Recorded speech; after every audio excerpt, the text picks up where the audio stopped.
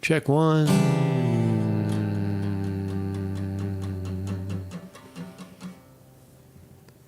Check one. Check two. Long.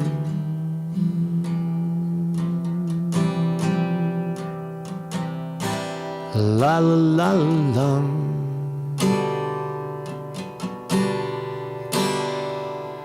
La la.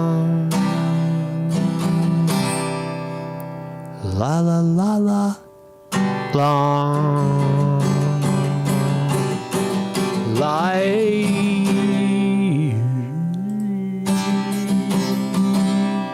We're totally live. Good morning, everybody. Yeah, man. So good morning. Good morning. Happy Thursday to you, wherever you are in the free world.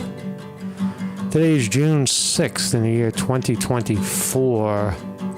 We're about 6 months, less than 6 months away here in the Americas to pick a new presidente. And it looks like the shit is heating up. But more real than that is the past with Dr. Fauci, I think. We always knew. Good morning, everybody. Marcus Conte report. See, we always knew during the pandemic that when things were happening during the pandemic, in the very beginning of the pandemic, maybe the first week or two, people were scared shit. They didn't know what it was. They were told it was some deadly virus from China. It was going to kill everybody. It was a war fucking thing, right? It was a weapon. It was a viral weapon. We didn't know. Nobody knew, right? And then as the week passed, and then the next week passed, people started to realize that, oh, this is just like this is just like influenza. It's just a bad flu. And what started to happen was that government decided, for some reason, probably financially, that this was a deadly disease that was killing people, that everyone needed to stay 6 feet away from each other, that masks were mandatory. Wear two if you can. Put them on kids, 2 years old. Remember Dr. Fauci said the child should be masked. Right? Fucking scumbags, right? And then we went on to force vaccines on people. If you don't take the vaccine, you go to welfare, right? Because you lose your job and everything else that you have, because you don't have a job anymore because you got forced to have a vaccine or pushed. You got a vaccine pushed on you, and you didn't necessarily want it or need it. But the agencies told us differently. They told us that, no. If you don't get the vaccine, you're going to kill me. And Joe Biden, the president of the United States, said, you're going to kill me. I can't. You're not going to get a vaccine. What do you want to kill me? Remember when he said that? So all of these things are now coming to fruition. And I missed it the other day during the congressional hearings. A doctor, his name is Dr. McCormick, also a sitting congressman, grilled Fauci, and you may have seen pieces of it. But I will play the whole thing, and really, really amazing. He doesn't really let Fauci speak, which Fauci shouldn't be speaking. He should be listening, or listening from a jail cell. But the doctor spells it out that there was no science behind forcing people to take vaccines that necessarily don't need it or already have a natural immunity to something, or nowhere near the eye of the storm, wherever the virus got started. I don't know. For me, it was New York City. I think New York. I remember when the virus really started to kick in, and people got really sick. I remember it, and I was in New York, and I remember getting sick and having a few people that I had talked to said the same thing. It's a terrible virus, very, very strong virus, and then you feel like you have sand in your throat. It was one of the symptoms, and kind of a delusional kind of dream state set in. very, very, very different kind of virus was setting in there. And but nonetheless, there was no reason to keep people 6 feet away. There was no reason to put masks on children. There was no reason to force a animal tested destructive RNA vaccine on people when they didn't want it or need it. People that were healthy, happy, like myself, I don't need no vaccine. I got sick, I got well, and my immune system carried me through. But now we're 4 or 5 years away from that. And when at the time, you weren't allowed to say what I'm saying right now. I'm probably not allowed to say it still now. We'll find out. If this video is censored, then you'll know that we're still not allowed to. Imagine that you're not allowed to speak. You're not allowed. This is my channel. Yeah, it's on YouTube, but nobody's paying me to do this. I have no sponsorship. I have no regulations. I'm just a guy speaking one's mind, a philosopher, right? And the idea that sort of speech, this sort of speech, was censored to the degree that you no longer have a YouTube channel. Right? You're a fucking misinformation agent, and YouTube was basically vilifying people because of the pressure they were getting from government. Google, all of them, they were all getting pressured from government. So we know these things now. But to hear a doctor, you're going to hear a doctor spell it out in English. He's going to tell you what it was like being a doctor and being censored. All right, if you didn't see that. So we'll talk about that. Good morning, everybody. How are you, man? Weevil Girl in the house. Weevil Girl is here. Bored Annoying is here as well. Cass Philly Camden, Mike G75, Scalacrow. What's up? What's up? Cass Philly Camden, said your name twice. Cheeseburger, what's up? David Brown, William R. Hall. Remember McDonald's and Walmart never closed. That's right. Right. There was all kinds of hypocrisies there, right? The closures, you're right. What about the liquor stores? Liquor stores stayed open. What about the right to protest elbow to elbow with thousands of kids walking up and down the street? That was a violation of a lot of things, right? And the 6 foot distance, the breathing on each other, right? But that was all okay. It was all okay. But other things were not okay, right? Who else is here? And if I missed your name, I'm sorry. But we're gonna go through this again and again and again. How many times do we got to go through it? But there it is. It's a brilliant confrontation. We had to wait years to get it. And that's a sitting congressman. I guess he was a doctor at the time. Then he got elected. And now he's sitting in Congress. That's a testament to a great country that we have, where you can be somebody and then you can run for office, and then somehow years later you're sitting in front of the guy who made your life fucking miserable, the talking head, right? The bureaucrat. The country still works, I guess, a little bit in that way, but there he is. Congressman McCormick is his name. We're going to have a look at him, what he has to say. Marcus Conte, every morning, this is the morning report, educational, philosophical live stream. We've survived pandemics. We've survived, incredible conspiracy theorists attacking the channel. We've survived lawsuits. Upon lawsuit, right? And egregious censorship. We're still here. We're still here somehow. Every morning, 9 a.m., Monday through Thursday. Still censored, still demonetized, still vilified, but still speaking, still, in my view, truthful. Get your white privilege out of here. Get your white privilege out of here. Mr. Conte, you're a troublemaker. Mr. Conte's a troublemaker. He's a white privileged troublemaker. That's the case of Conte versus the Brooklyn Hospital Center. Taking on a big hospital, 1845 hospital, very, very, very deep pockets, if you will, defending the racist in this case. That's Joshua Wright. He's a devout racist. Told me to get my white privilege out of there. Right, and we're gonna confront Mr. Wright at this hearing in November.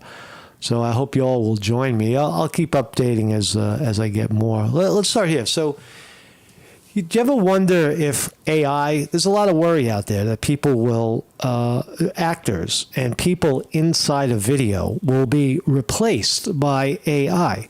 Now, is that unrealistic? Well, not really. What about cartoons? We already have animation, right? AI is just taking it to the next level, where the animation is a familiar character. Now, that can be done on paper. That can be done in the form of cartoon. But AI takes it to a new level. And guess who's leading the charge? None other than fucking crazy Robert De Niro at the Tribeca Film Festival. Hollywood may be worried about AI, but the Tribeca Film Festival is ready to embrace the future.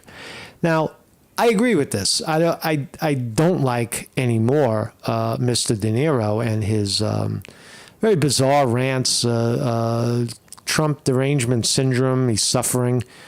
It just comes flying out of his mouth.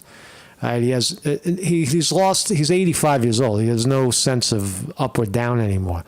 But in this respect, he is the Tribeca Film Festival.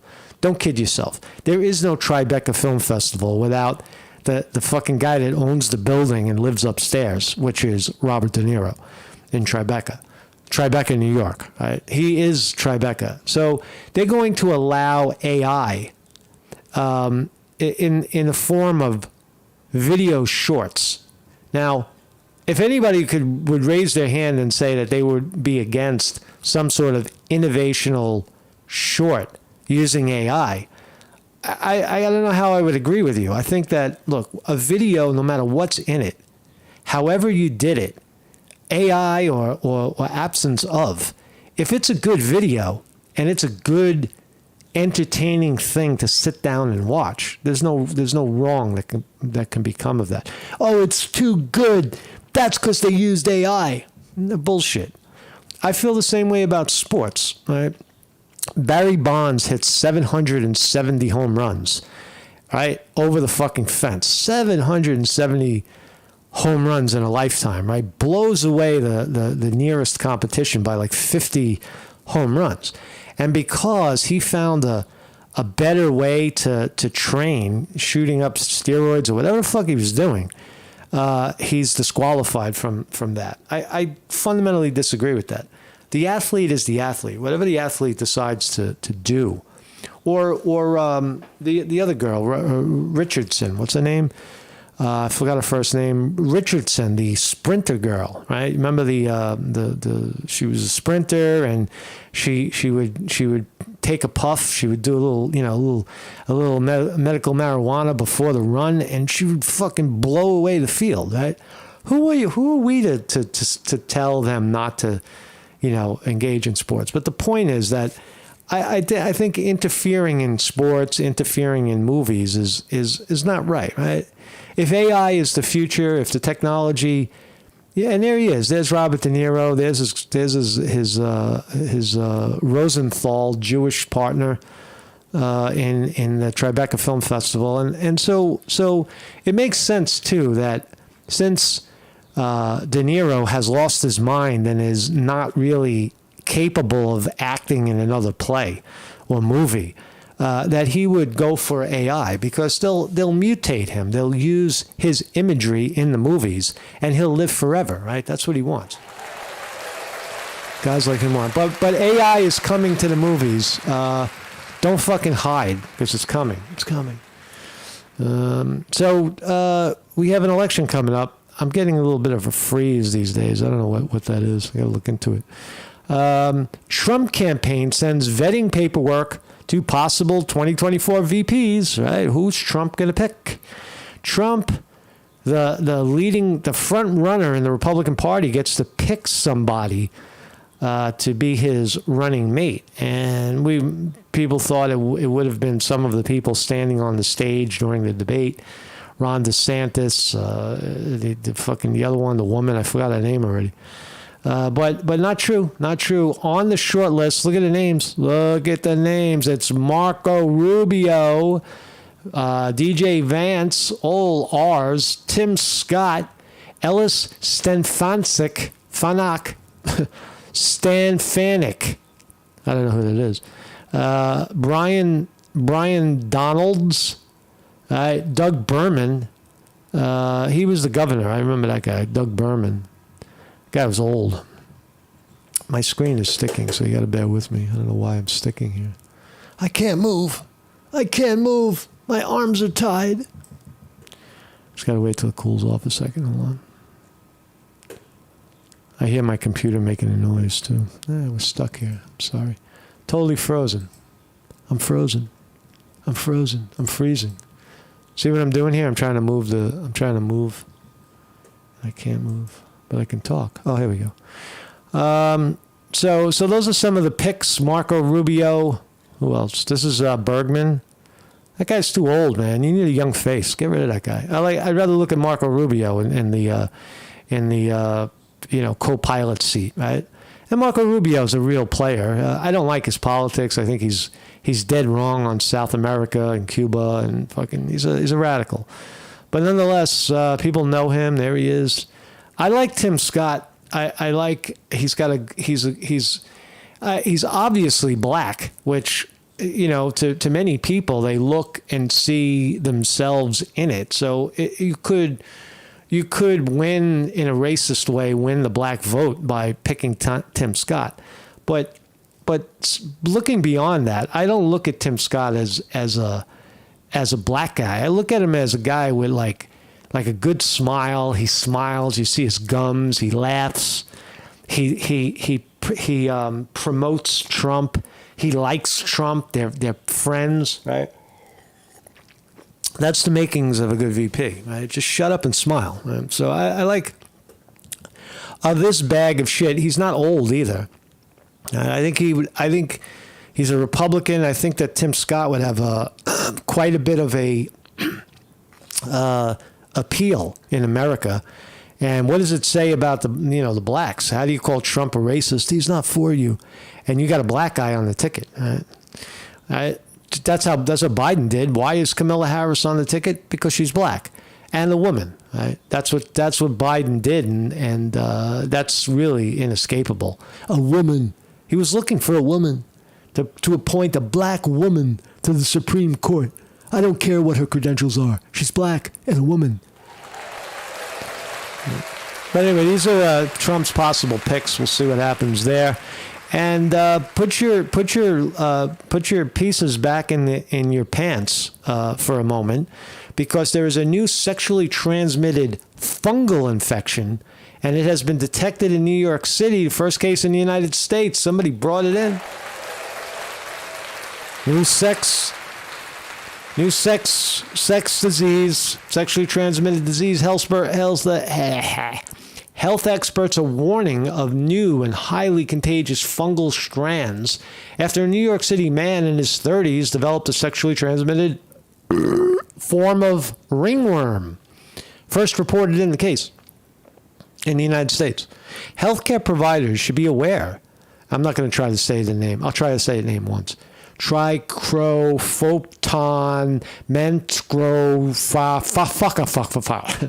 That's the name of the new disease. It's TMV2. I like that better. TMV2 is the latest in a group of severe skin infections to have now reached the United States, says Dr. Kaplan. Reached the United States? Where did it come from? How do you know? You don't know where it fucking came from. Could have evolved out of the ground right here. They're so quick to say, oh, it's here now. Well, where was it? Was it detectable somewhere else? I don't think so. So there's this new ringworm going around. They're trying to say that this is gay, right? Gay. It's gay. It's another AIDS, right? You think I'm making it up? I'm not. Especially, it affects especially in men who have sex with men. Right? This is a gay target. Watch out, gays. Watch out. Watch. This is gay bashing. Right? Is this gay bashing? New disease. Right? The men in the new case study had visited England, Greece, and California. He reported having sex with men during his travels, none of whom disclosed similar skin issues. So what does him having sex with anybody have to do with anything? Couldn't he have rubbed into a fungus plant, or someone sneezed on him, or someone spit at him, or he laid in a bed with fungus? Right? There's a million reasons why the guy could have caught this ringworm, but why are they targeting? It looks like it looks preliminary. It looks like a target targeting gay men. Why even throw that out there? This is what it looks like. So check your privates, check your luggage to see if you got the new ringworm in America transmitting. So today's program is really about how definitions in medical stuff, in medical terminology changes. Like Dr. Fauci changing the meanings of gain of function. Gain of function research was very, very simply put the ability to use the laboratory to gain the function of a virus, to steer it in a certain direction, which they have done over and over again. That is gain of function, right? But it's highly illegal, and at least it was in the United States until Dr. Fauci changed the definition, right? So these definitions do change over time, sometimes by trick, sometimes by force, sometimes by accident, right? But what about heroin addiction? Right? Remember this guy? I don't know why I'm playing this, but he's a fascinating dude. He wrote the book on junkies, William S. Burroughs. Listen to what he says about heroin addiction, how he was a junkie and then now he isn't anymore. Right? Fascinating, right? And then we'll get into the congressional video of the doctor who tells us that the virus was way blown out of proportion, although there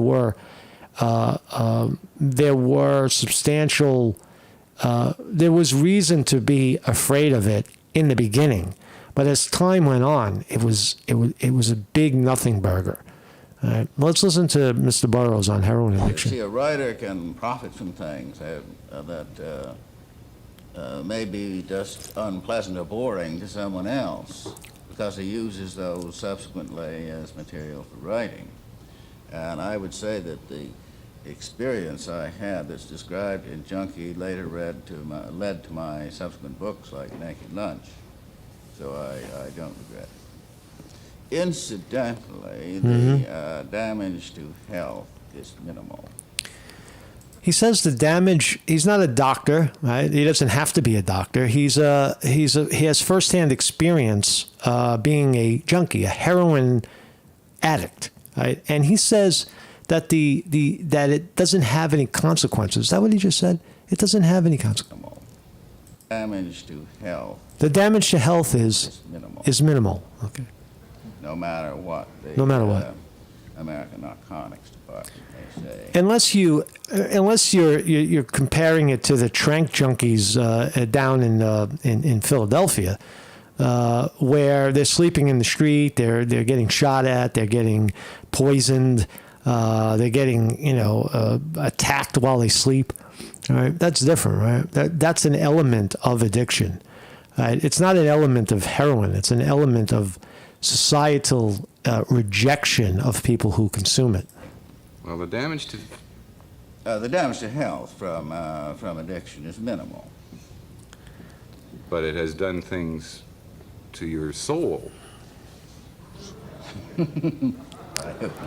What has it done to your soul? Heroin does what to your soul? If anything, it gives your soul a break. You're not thinking all the time. You're not constantly fucking flying around in your head. You're just there. You're just catatonic for a while, and So what does it do for your soul? Probably elevates it, in my view. And is there really a soul? What they're talking about? What soul? Where? Can you point to my soul, please?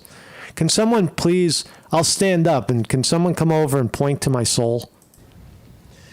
No, read one of the early authorities like De Quincey.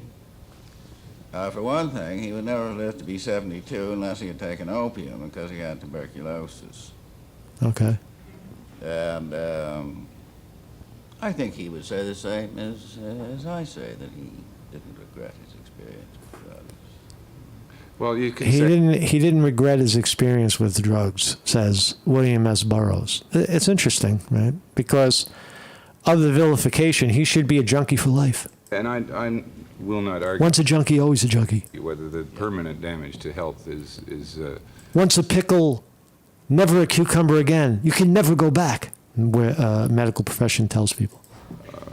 is severe.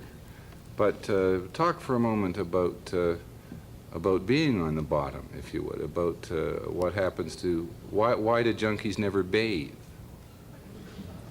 Now, this is a serious question, not a, there's a physiological thing. I don't know, they get like cats, they can't stand water on Right. What difference does it make? If somebody doesn't want to take a shower, they don't take a shower. skin for some reason or another. Just stay away from everybody. It's like That's cats. one of the symptoms that you Yes, went through. one of the symptoms. They rarely bathe. What happens to your perception of reality? Well, William R. Hall gets it right. Your soul is located at the bottom of your feet. That's right. it's always to be remembered that drunk or any kind of opiate is a painkiller, and therefore it will lessen your perception of reality. I don't think it does. He said heroin will lessen your perception of reality.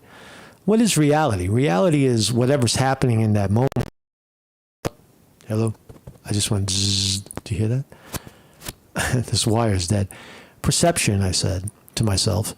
Perception is perception is what's happening in the moment. If nothing is happening in the moment and you perceive it, then that is your perception.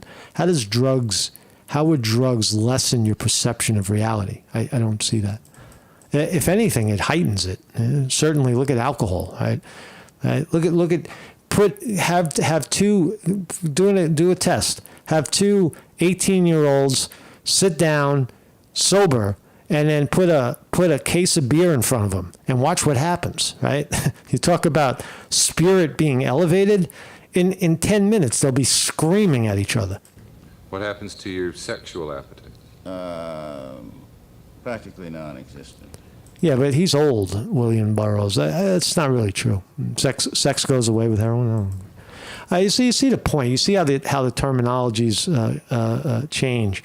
I don't know if it has anything to do with this, but I want to go deep into Fauci because we now have the evidence on the table. Here's Nicole Maliotakis, who I interviewed. I talked to her once upon a time. She's the congresswoman from Staten Island. She ran against Max Rose and beat him.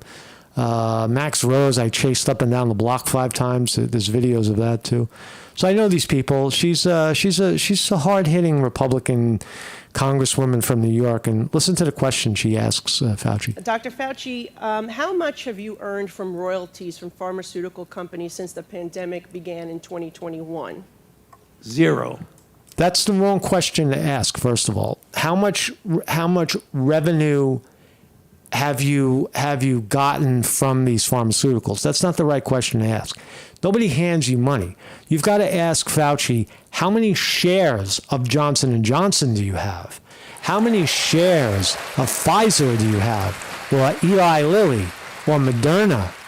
Those are the questions you got to ask these guys because that's how they're making the money. They're making it on the buy side, right? Most of it is strategic investment before the fact. They're going to open their mouth and push vaccines. So what do? Position themselves in vaccines. You got to look at this, guys. If you want to know how Fauci capitalized on the pandemic, you have to look at Dr. Fauci's financial statements. Look at his financial holdings during the pandemic, and then you'll find out.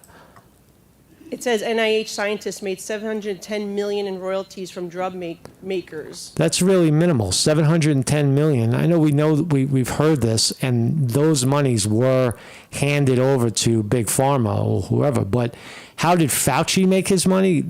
Probably not that way. He probably shaved a little off the top, as they all do. But for the most part, he makes his money in his stock portfolio. You're saying that you did not receive any of the $710 million. On COVID, I received, I think, $122 for a monoclonal antibody that I made 27 years ago. Okay, so just in general, So there's Fauci lying about how much money he made. But here we go. So let's talk about this doctor. This is Dr. McCormick, and he's going to really, really, really summarize the whole thing that happened during the pandemic to us. What happened to us? We were afraid of being forced the vaccine. We were vilified to stay away from people. Even your grandmother on Christmas. Stay 6 feet away from them.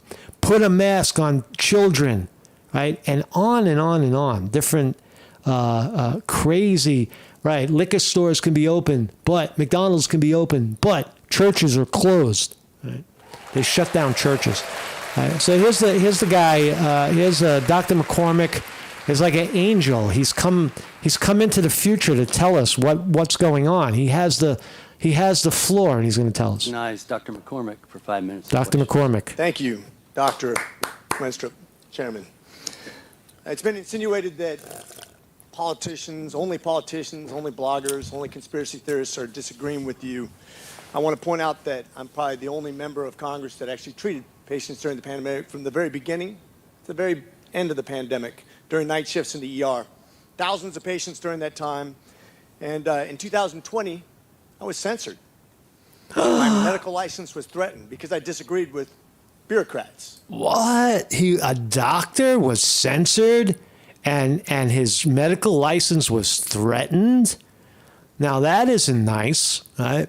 That sounds communist. That sounds totalitarianist.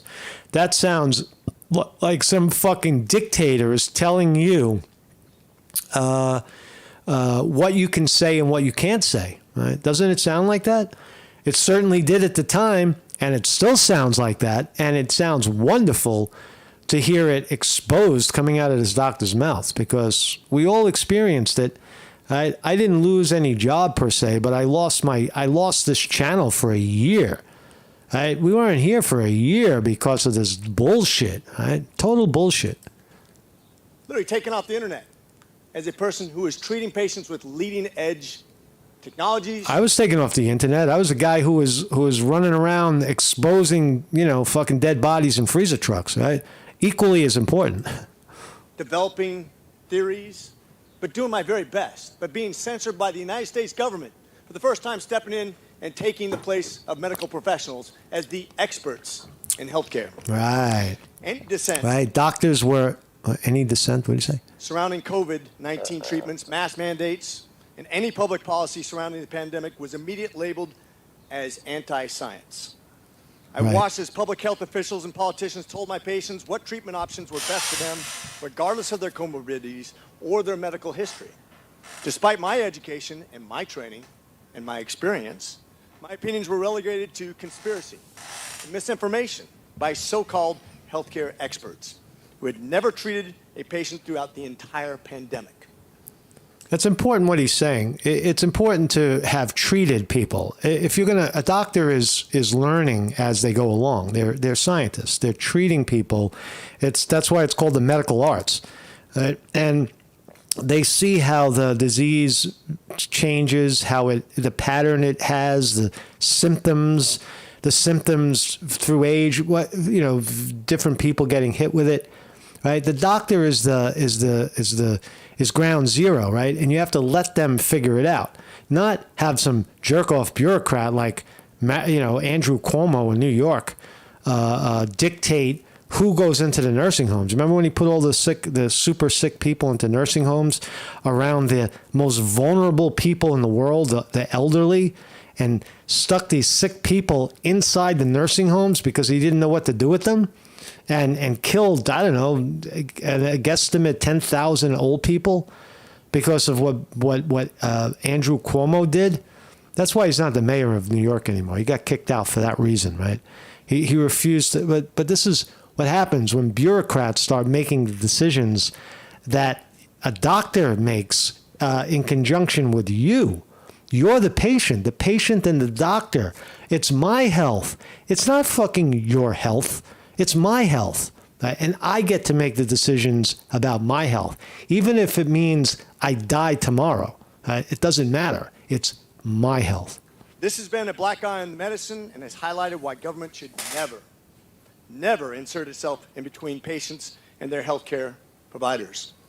The American people deserve to Weevil Girl is on the record as well. Weevil Girl, we played her video. Weevil Girl in the chat. We played her video on this program. Weevil Girl was working and was fired for not getting a vaccine. I have a significant other. The same thing happened. Got fired. Right? It's real. Fired. You don't get the vaccine. You can't come. You can't step foot on our fucking property. That is extortion. That is. It's totalitarian. It's what happens in communist. Those theoretical communisms of the 50s, where you get online and you do as you're told, or else. Right? That's what's happening. That's what it sounded. It looked like, it tasted like, it smelled like during the pandemic. And guess what? It was. Make medical decisions through conversations with their physicians rather than politically motivated mandates. Dr. Fauci, did you ever treat a patient for COVID during the pandemic? I was part of a team that was at the NIH that took care. We didn't take care of many of them. Okay. You never saw a patient. Just shut the fuck up. You never saw a patient. You're a liar. So not hands-on. Got it. Thank you. Why would I be criticized by a bureaucrat for doing my very best as a healthcare? This is a rhetorical question. But why? Why would the government, who's never treated a patient for COVID, you can read all the things you want, but you're not there. You're not seeing patients. You're not watching people die, intubating patients right there with that disease in your face, watching it happen, watching the development of this disease and actually learning from it. But I'm being told by bureaucrats what's right and wrong. And what's funny is everything I was censored on, I was proven to be right. Pretty crazy, isn't it? You said in an interview that you gave as part of an audiobook written by Michael Spector that you believed an institutional should make it hard for people to live their lives so they'd feel pressured to get vaccinated. Could we read? This is fascinating. Listen to this clip of Fauci telling the world exactly what he was doing. You make people's lives miserable, and they'll snap into action, right? They'll get the vaccine. Just threaten their job, and they'll get the fucking vaccine. Watch. Listen to this. Run the audio clip on that, please. You think can be done about it? I have to say that I don't see a big solution other than some sort of mandatory vaccination. I know federal officials don't like to use that term. Once people feel empowered and protected legally, you were going to have schools, universities. Empowered and protected.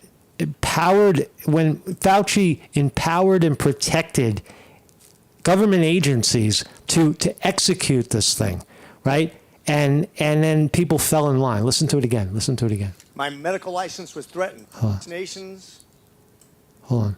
But doing my very best. Where's the clip? I fucking lost it. I'm sorry. Institutional context. Hold on a second. Where is it?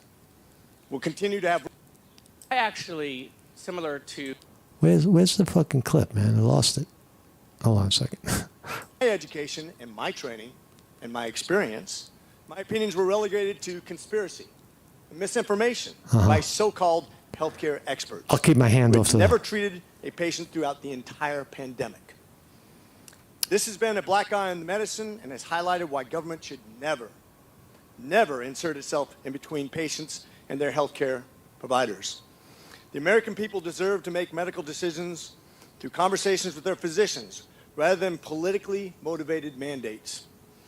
Dr. Fauci, did you ever treat a patient for COVID during the pandemic? I was part of a team that No. was at the sorry. NIH that took care. We didn't take care of many of them. Okay, because so not hands-on. Got it. Thank you. Why would I be criticized by a bureaucrat for doing my very best as a healthcare. This is a rhetorical question. But why? Why would the government, who's never treated a patient for COVID, you can read all the things you want, but you're not there. You're not seeing patients. You're not watching people die, intubating patients right there with that disease in your face, watching it I'm sorry we're playing it again. development of this disease and actually You, learning you want to hear the recording of Fauci. It's fascinating. Just, right and wrong. And what's funny is everything I was censored on, what's true? I was proven to be right. Pretty crazy, isn't it? Listen to this. You said in an interview that you gave as part of an audiobook written by Michael Spector that you believed an institutional should make it hard for people to live their lives so they Right feel here. pressured to get vaccinated. Could we run the audio clip on that, Listen please? to this carefully. You think can be done about it. I have to say that I don't see a big solution other than some sort of mandatory vaccination. I know federal officials don't like to use that term. Once people feel empowered and protected legally, you are going to have schools, universities, and colleges are going to say, you want to come to this college, buddy? You're going to get vaccinated. Lady, you're going to get vaccinated. Yeah. Big corporations like Amazon and Facebook and all of those other Google. things say, you want to work for us, you get vaccinated. And it's been proven that when you make it difficult for people in their lives, they lose their ideological bullshit and they Imagine that. get vaccinated. They lose their ideological bullshit and get vaccinated. What the fuck is he talking about? Their ideological? It's ideological? Vaccines that look, the jury is not out anymore about vaccines. Vaccines are mostly experimental. They have a very short working life, and they tend to have greater consequences than positive effects. Yes, they could, in theory, save a life, but the dependence and such on it is devastating, right? And but what is ideological also about? Natural immunity. What's ideological about running 5 miles a day and eating health food, right? And lifting your body up, as opposed to some fat slob with a mask and is 10 feet away from everybody and doesn't exercise, right? That's not ideology. Ideology, he said. It's they'll drop their ideological bullshit, Fauci said. That's ideology. What you believe it's just ideology. You have to fall in line and get your fucking needle. Thank you. Are all objections to COVID vaccinations ideological bullshit, Dr. Are they? Fauci? No, they're not, and Thank that's you. not what I was referring to. Well, It's what you said, though. It's not what I was referring to. The fucking Fauci, the liar. in reference to making it hard for people to get education, traveling, working, I'd say it very much was in context. And I take great offense to this. Miss Allison Williams testified before this committee about losing her job because she sought an exemption for ESPN's vaccine mandate, which came from recommendations from bureaucrats like yourself. She and her husband were actively working with a fertility expert, a physician, on how to get pregnant, and agreed with the premise that she was young, healthy, wanted to get pregnant, and shouldn't get the vaccination Right. for medical purposes. But she was fired. Fired. You should the doctor. Fired. You didn't get your vaccine. Fired. Because you made it hard, just like you said in your statement. Yep. Because you didn't want to make sure that the ideological bullshit got in the way of her working. I ask myself, how much more evidence do you need? You got the guy in his own words saying it. Do you need much more than that? To take action, to come out publicly and say, we made a mistake. We're sorry that we fucking backed this animal, right? This crazy guy. Living her life of making a medical decision with her healthcare professional. I think America should. You know what the reason is? The reason is financial, right? Look at the stock market and you'll find out, right? That's why it's a lot of people made a lot of people. You walking in someplace and people come running out the door trying to push you out the door because you don't have a mask on. Right? That happened, I don't know, 10 times to me at least. To flourish in American society, to self-determine, as we're all given God-given rights. Shame on you. Shame on you. Dr. Fauci, you've become Dr. Fear. Dr. Americans do not Fear. hate science. I don't hate science. The American people hate having their freedoms taken from them. Right. You inspired and created fear through mass mandates, school closures, vaccine mandates that have destroyed the American people's trust in our public health institutions. Right. This fear you created will continue to have ripple effects over generations to come. You have already seen its effects in education, in the economy, and everything else. Quite frankly, you said, if you disagree with me, you disagree with science. Dr. Fauci, I disagree with you because I disagree with fear. And with that, I yield. Brilliant. Brilliant fucking. Now, Rick. Fuck you, Dr. Fauci. Fuck you.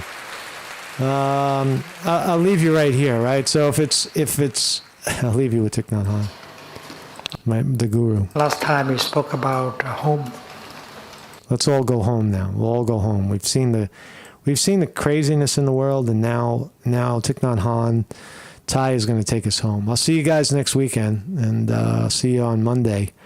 Have a great weekend. It looks like rain here in the northeast of Pennsylvania, the northeast of the United States. And that's good for the plants, right? Remember, it's not, rain doesn't spoil your day. It makes the cucumbers bigger and more tomato. Marcus Conte reporting. And we know that once we are home, we no longer feel lonely. We feel at home, warm, comfortable, safe.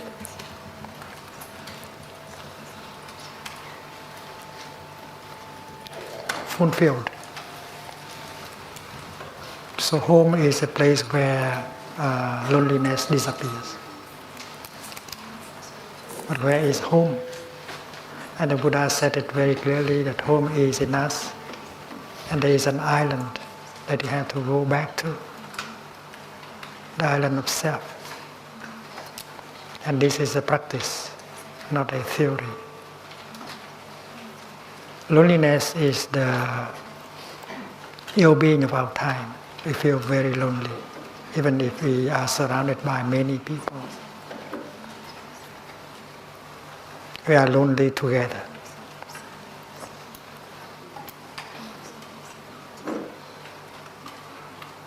And there is a vacuum inside of us. We don't feel comfortable with that kind of vacuum. So we try to fill it up by connecting with other people. We believe that when we can connect with other people, and then the feeling of loneliness will disappear. And technology supplies us with a lot of devices in order to connect, stay connected. We always stay connected, but we feel lonely, continue to feel lonely. We check email several times a day. We send email several times a day. We post messages every time a day.